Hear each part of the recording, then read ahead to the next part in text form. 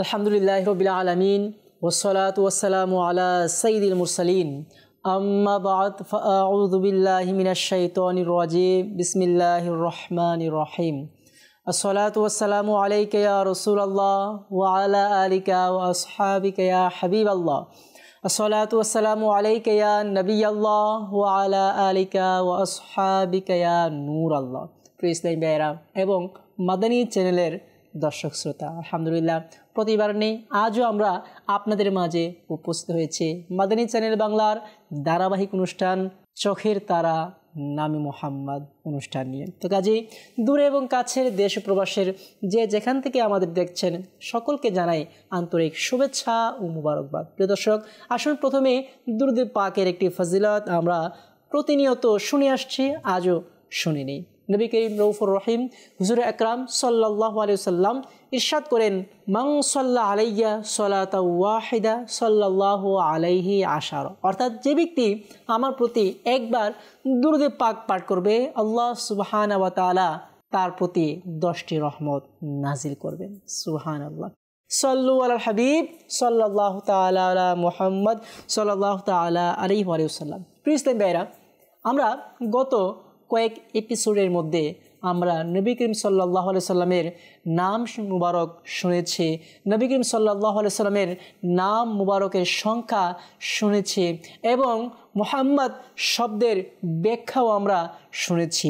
তো ইনশাআল্লাহ যেহেতু আমাদের অনুষ্ঠান চোখের তারা নামে মুহাম্মদ, কাজে আমরা আজ মুহাম্মদ নামের ফজিলত বরকত সম্পর্কে অবগত হব। জি হ্যাঁ, মুহাম্মদ নামের যে বরকতগুলো রয়েছে, যে ফজিলতগুলো রয়েছে, আর এই মুহাম্মদ নামের মাধ্যমে, নামের বদলতে যারা উপকৃত হয়েছে, হচ্ছে, হবে, এ সম্পর্কে কিছু আলোচনা আমরা শ্রবণ করব।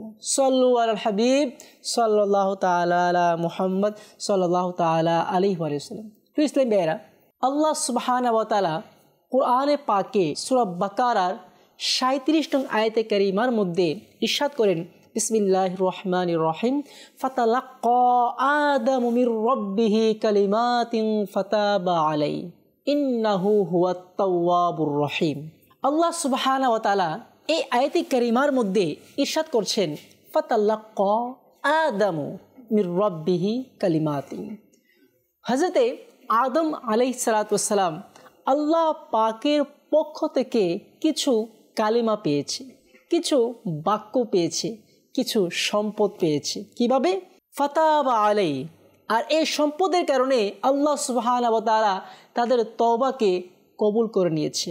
আমরা হয়তো অনেকে শুনেছি, যখন আদম আলাইহিস সালামের কাছ থেকে ভুল সংগঠিত হলো, তখন আল্লাহ সুবহানাহু ওয়া তাআলা হযরত আদম আলাইহিস সালামকে এবং হাওয়া রাদিয়াল্লাহু তাআলা আনহাকে জান্নাত থেকে দূরে সরিয়ে দেন, জান্নাত থেকে বের করেন।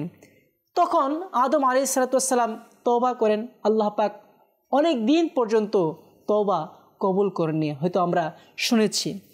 অতঃপর আদম আলাইহিস সালাম আল্লাহ পাকের পক্ষ থেকে কিছু বাক্য পাই। আল্লাহ পাক বলেন, ফাতালাক্কা আদামু মির রাব্বিহি কালিমাতিন, যে আদম আলাইহিস সালাম স্বীয় প্রতিপালকের পক্ষ থেকে কিছু বাক্য পায়, কিছু কালেমা পায়, ফাতাবা আলাই। আর এই কালেমার বরকতে, এই বাক্যের বরকতে আল্লাহ সুবহানাহু ওয়া তাআলা আদম আলাইহিস সালামের তওবাকে কবুল করে নেন। এই আয়াতে কারিমার মধ্যে আল্লাহ সুবহানাহু ওয়া তাআলা কালিমাত শব্দটি ব্যবহার করেছেন। আল্লাহ পাকের পক্ষ থেকে কালিমা পেয়েছেন। এই আয়াতের অনেক ব্যাখ্যা রয়েছে, তোর মধ্যে একটি ব্যাখ্যা হচ্ছে কালিমাত। কালিমাত দ্বারা এর উদ্দেশ্য হচ্ছে মুহাম্মদ সাল্লাল্লাহু আলাইহি সাল্লাম। জি হ্যাঁ, আমরা হয়তো শুনেছি, আমাদের মাঝে হয়তো যারা আশিকে রাসূল তারা জানে যে নবী করিম সাল্লাল্লাহু আলাইহি সাল্লামের ওসিলায় আদম আলাইহিস সালাম ক্ষমা পেয়েছে, তওবা কবুল হয়েছে। জি হ্যাঁ, এই আয়াতে কারিমার ভিত্তিতে বলা হয় কালিমাত।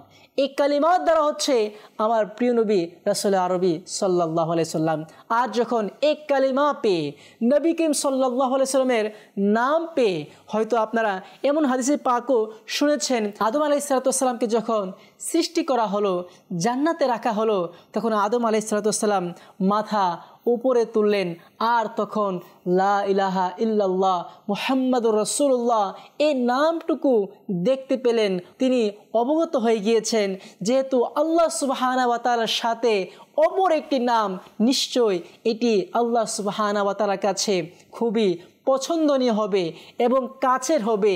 এজন্য আদম আলাইহিস সালাম এই নামের মাধ্যমে, এই নামের ওসিলা দিয়ে আল্লাহ পাকের কাছে ফরিয়াদ করে ফাতাবা আলাই, আল্লাহ সুবহানাহু ওয়া তাআলা তাদের তওবাকে কবুল করে নেন।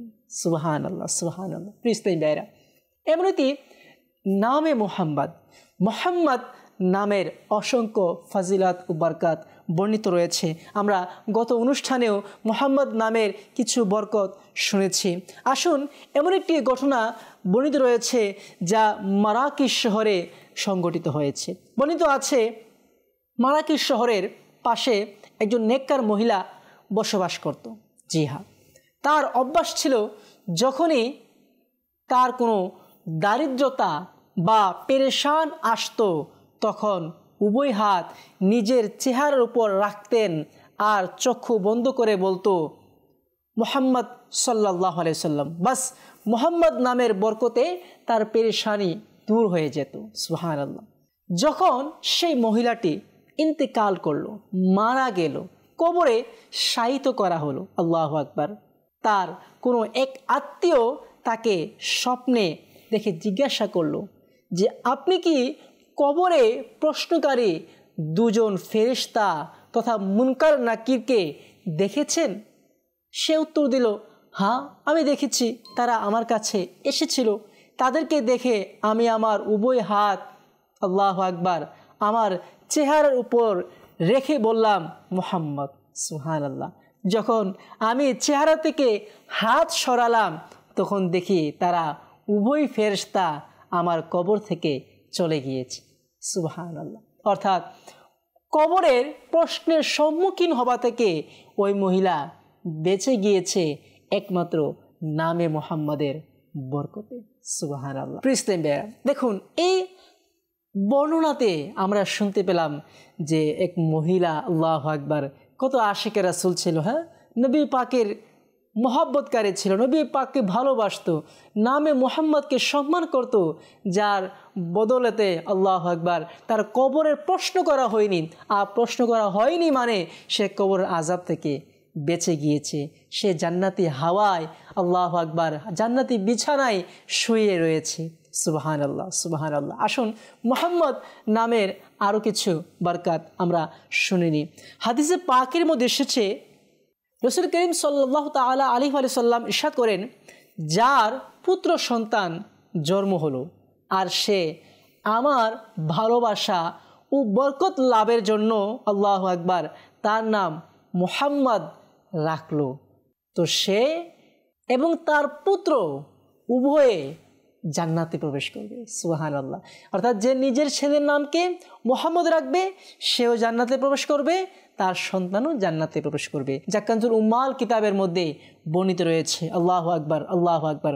অপর এক হাদিসে পাকের মধ্যে এসেছে যে আমার নাম থেকে বরকতের আশা করে আমার নাম রাখলো, কিয়ামত পর্যন্ত সকাল ও সন্ধ্যা তার উপর রহমত নাজিল হতে থাকবে। সুবহানাল্লাহ।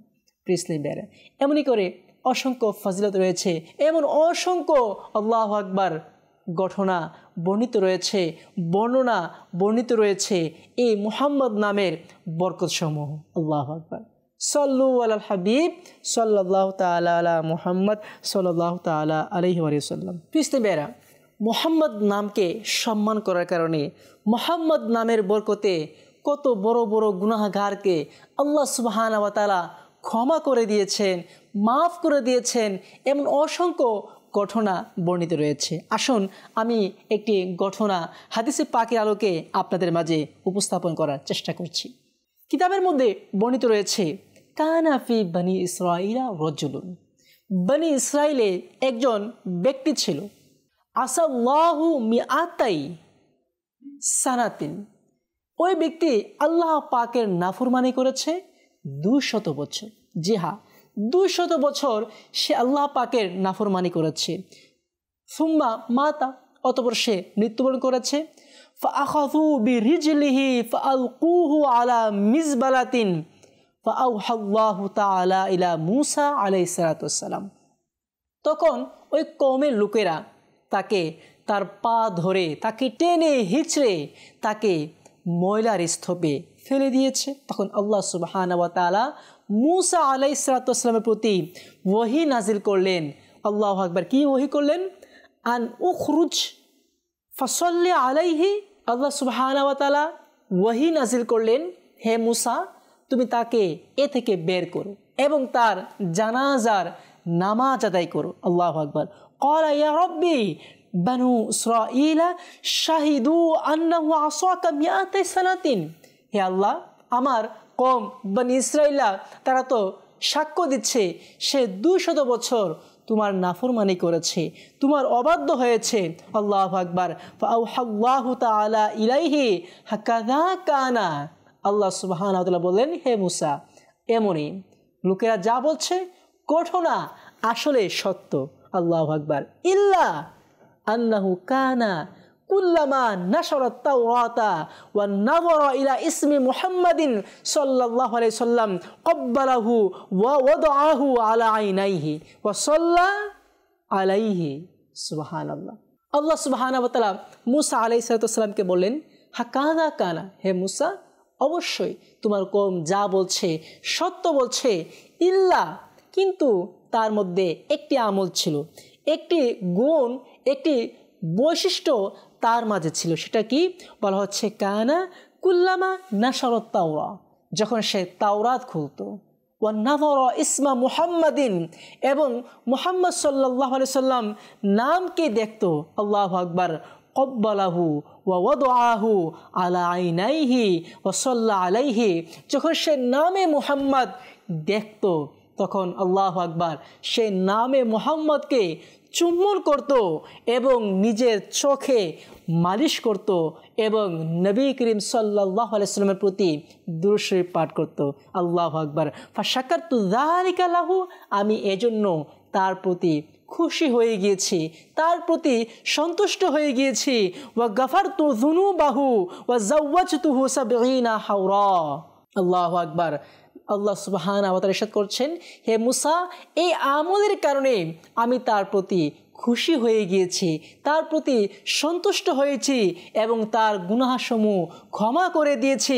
শুধু তাই নয়, জান্নাতে ৭০টি হুরের সাথে তার বিবাহ করে দিয়েছি। সুবহানাল্লাহ, সুবহানাল্লাহ। প্রিয় আল্লাহু আকবার। একটু যদি আমরা এই হাদিসে পাকে প্রতি একটু পর্যালোচনা করে, যা হিলিয়াতুল আউলিয়া নাম কিতাবের মধ্যে এসেছে, সিরাতে হালবিয়ার মধ্যে এসেছে এবং জিকরে জামিনের মধ্যে এসেছে, ইমাম জালালউদ্দিন সৈয়দী খাসাইসুল কুবরার মধ্যে উল্লেখ করেছেন এই হাদিসে পাকটুকু। তো এই হাদিসে পাকে যে মূল বিষয়টি আমরা আমাদের অনুষ্ঠানে যুক্ত করতে চাচ্ছি সেটি হচ্ছে নামে মুহাম্মাদের বরকতসমূহ। জি হ্যাঁ, হাদিসে পাকে স্পষ্টভাবে এসেছে ওয়া নাযারা ইসমা মুহাম্মাদিন, যে মুহাম্মদ নামের প্রতি দৃষ্টি দিত তখন কি করত? ক্বাব্বালাহু ওয়া ওয়াদাআহু আলা আইনাইহি, সে নামটিকে চুম্বন করত এবং চোখে মালিশ করত। এই যে ইবাদতটুকু, আল্লাহু আকবার। ওয়া নাযারা ইসমা মুহাম্মাদিন, যখন মুহাম্মদ সাল্লাল্লাহু আলাইহি সাল্লামের নাম মুবারক দেখত, সম্মান করত, চুম্বন করত। আর এই বরকতে আল্লাহ সুবহানাহু ওয়া তাআলা বলছেন, গাফারতু যুনুবাহু ওয়া যাওয়াজতুহু ৭০ হাওরা, যে আমি তার গুনাহসমূহ ক্ষমা করে দিয়েছি এবং ৭০ জন হুরের সাথে তার বিবাহ সম্পাদন করে দিয়েছি। সুবহানাল্লাহ। প্রিয়, এমনিতে নামে মুহাম্মাদে অসংখ্য বরকত এবং ফজিলত রয়েছে। বাদশাহ হারুনুর রশিদের ব্যাপারও এসেছে। বাদশাহ হারুনুর রশিদের একজন গোলাম ছিল, একজন দাস ছিল, যার নাম ছিল মুহাম্মদ। আল্লাহু আকবার, আল্লাহু আকবার। তখন একসময় নামে মুহাম্মদ, ওই গোলামের নাম ছিল মুহাম্মদ। মুহাম্মদ নাম উচ্চারণ না করে সে তার বাবার নাম ধরে বা গোলামের ছেলে বলে এভাবে সম্বোধন করেছে এতে ওই ব্যক্তি আশ্চর্য হয়ে গেল যে আসলে হুজুর আপনি তো কখনো আমার নামকে এভাবে সম্বোধন করেন না, আমাকে সম্মান সহকারে আপনি সম্বোধন করুন, কিন্তু আজ কেন ব্যতিক্রম হলো, তথা আপনি আমার নাম ধরে সম্বোধন করেননি, বরঞ্চ আমাকে এমন এমন নামে ডেকেছেন, এর কারণ কি? আল্লাহু আকবার। বাদশাহ হারুন রশিদ বলছেন যে আসলে কথা হচ্ছে আমার আজ ওযু ছিল না, ওযু না থাকার কারণে আমার লজ্জাবোধ হচ্ছে মুহাম্মদ নামটি আমি কিভাবে ওযু ছাড়া উচ্চারণ করব। মুহাম্মদ তো তোমার নাম নয়, বরঞ্চ মুহাম্মদ তো আমার প্রিয় নবীর নাম। এজন্য আমি যেহেতু আমার আজ ওযু ছিল না, বিদায় আমি তোমাকে এই মুহাম্মদ নামে ডাকিনি, তোমাকে গোলাম বলে আহ্বান করেছি। সুবহানাল্লাহ। প্লিজ মেয়েরা, এটি ছিল তাদের ইশক, তাদের সম্মান, তাদের ভালোবাসা নবী করিম সাল্লাল্লাহু আলাইহি সাল্লামের প্রতি। আল্লাহু আকবার। আল্লাহ সুবহানাহু ওয়া তাআলা আমাদেরকেও প্রিয় নবীর প্রতি ভালোবাসা আকীদা পোষণ করার তৌফিক দান করুক। সাল্লু আল হাবিব সাল্লাল্লাহু তাআলা আলা মুহাম্মদ সাল্লাল্লাহু তাআলা আলাইহি ওয়া সাল্লাম। প্লিজ মেয়েরা, এই নামে মুহাম্মাদের বরকত সমূহ তো আমরা শুনছিলাম, আসুন আরও একটি বরকত আমরা শুনে নিই। ইমাম আতাই রহমতুল্লাহ তাআলা আলাইহি বলেন, যা আজবিয়াতুল মারদিয়া লিসাখাবি নামক কিতাবের মধ্যে বর্ণিত রয়েছে। ইমাম আতাই রহমতুল্লাহ তাআলা আলাইহি বলেন, যে এই বিষয়টি পছন্দ করে তার স্ত্রীর গর্ভে যে সন্তান আছে সে সন্তানটি ছেলে সন্তান হোক, তাহলে তার উচিত হচ্ছে নিজের হাত তার স্ত্রীর পেটের উপর রেখে বলা, কি বলা? ইন কানা যাকারান ফাকাদ সাম্মাইতুহু মুহাম্মাদান। অর্থাৎ যদি এই সন্তানটি ছেলে সন্তান হয় তাহলে আমি তার নাম রাখবো মুহাম্মদ। তিনি বলেন তার পুত্র সন্তান লাভ হবে। সুবহানাল্লাহ, সুবহানাল্লাহ। প্রিয় ভাইরা, এই একটি আমল আমরা আজ শুনে নিয়েছি যে যদি কেউ গর্ভবতী স্ত্রীর পেটে হাত রেখে এই বাক্যটি উচ্চারণ করে, কি বাক্য? ইন কানা যাকারান ফাকাদ সাম্মাইতুহু মুহাম্মাদ। যদি এই সন্তানটি ছেলে সন্তান হয় আমি তার নাম মুহাম্মদ রাখবো, তাহলে এই নামের এই নিয়তের বরকতে তার পুত্র সন্তান লাভ হবে। সুবহানাল্লাহ, সুবহানাল্লাহ। আল্লাহ পাক আমাদের মনের আশা বাসনাকে কবুল করুন। প্লিজ ভাইরা, আলহামদুলিল্লাহ আমরা শুনছিলাম নামে মুহাম্মাদের বরকত সমূহ। ইনশাআল্লাহ আরও আমরা এভাবে প্রতি অনুষ্ঠানে নামে মুহাম্মাদের বরকত সমূহ শোনার সৌভাগ্য অর্জন করব। আল্লাহ পাক আমাদেরকে তৌফিক দান করুক। আজ এ পর্যন্তই। ইনশাআল্লাহ আগামী অনুষ্ঠানে নতুন একটি বিষয় নিয়ে আমরা আপনাদের মাঝে পুনরায় হাজির হব। সে পর্যন্ত সকলে ভালো থাকুন, সুস্থ থাকুন, মাদানী চ্যানেল দেখতে থাকুন। সাল্লু আলাল হাবিব সাল্লাল্লাহু তাআলা আলা মুহাম্মদ সাল্লাল্লাহু তাআলা আলাইহি ওয়া সাল্লাম।